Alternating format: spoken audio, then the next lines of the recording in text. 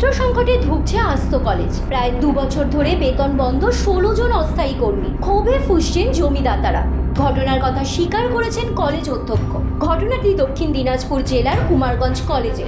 সংখ্যালঘু অধ্যুষিত কুমারগঞ্জ ব্লকের প্রত্যন্ত এলাকার ছেলে মেয়েদের সুবিধার্থে থানা সংলগ্ন এলাকায় 2016 সালে বিপুল অর্থ ব্যয়ে চালু হয় এই কুমারগঞ্জ কলেজটি। কলেজ সূত্রের খবর অনুযায়ী বর্তমানে সেখানে ছাত্রছাত্রীর সংখ্যা রয়েছে প্রায় 400, যাদের শিক্ষাদানের জন্য 21 জন স্থায়ী অধ্যাপক রয়েছেন।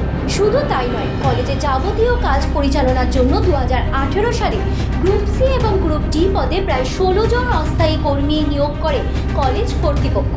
তারপরে বেশ কয়েক বছর সুষ্ঠুভাবেই কলেজ পরিচালনা হলেও সমস্যা তৈরি হয় করোনার লকডাউনের পর থেকেই। তাদের কথায় ছাত্রছাত্রীর সংখ্যা কমতে থাকায় কলেজের নিজস্ব তহবিলও প্রায় তলানিতে গিয়ে দাঁড়িয়েছে, যার জেরে প্রায় 2 বছর ধরে বন্ধ হয়ে রয়েছে কলেজের অস্থায়ী ওই 16 জন কর্মীর বেতন।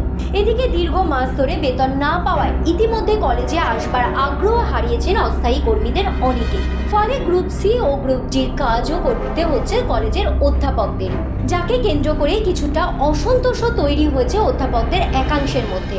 যদিও নিজে হাতে এসব সমস্যার সমাধানের চেষ্টা চালিয়ে যাচ্ছেন বলে দাবি করেছেন কলেজ অধ্যক্ষ দীপক মণ্ডল। তার দাবি, ইতিমধ্যে কুমারগঞ্জ ব্লকের প্রত্যেকটি স্কুলে গিয়ে প্রধান শিক্ষকদের সাথে কথা বলে ছাত্রছাত্রীদের ভর্তি নিয়ে কিছুটা সুনিশ্চিত হয়েছে। শুধু তাই নয়, এলাকায় এলাকায় মাইকিং করেও ছাত্রছাত্রীদের কলেজমুখী করার উদ্যোগ নেওয়া হয়েছে। চলতি শিক্ষাবর্ষে যা অনেকটাই ফলপ্রসূ হবে বলে আশা প্রকাশ করেছেন কলেজ অধ্যক্ষ। যদিও এ নিয়ে একরাশ হতাশ প্রকাশ করেছে কলেজ কর্তৃপক্ষের বিরুদ্ধে ক্ষোভ উগরিয়ে দিয়েছে জমিদাতারা। ছাত্রছাত্রীর সংখ্যা 421 জন বর্তমানে ভর্তি চলছে। এবার সেখানে প্রায় এই মুহূর্তে আমরা জানি যে 580 জন মতো ফর্ম ফিল আপ করেছে। আশা করছি এটা 700 কাছাকাছি চলে যাবে। সমস্যা কি হচ্ছে? সমস্যা এখন এই মুহূর্তে সমস্যা কিছু ইনফ্রাস্ট্রাকচার প্রবলেমও আছে, কিছু স্টাফদের একটু স্যালারি দিয়েও একটু সমস্যা হচ্ছে।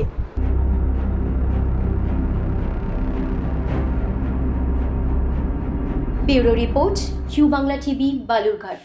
ইউ বাংলা টিভি হৃদয় ছুঁয়ে যায়।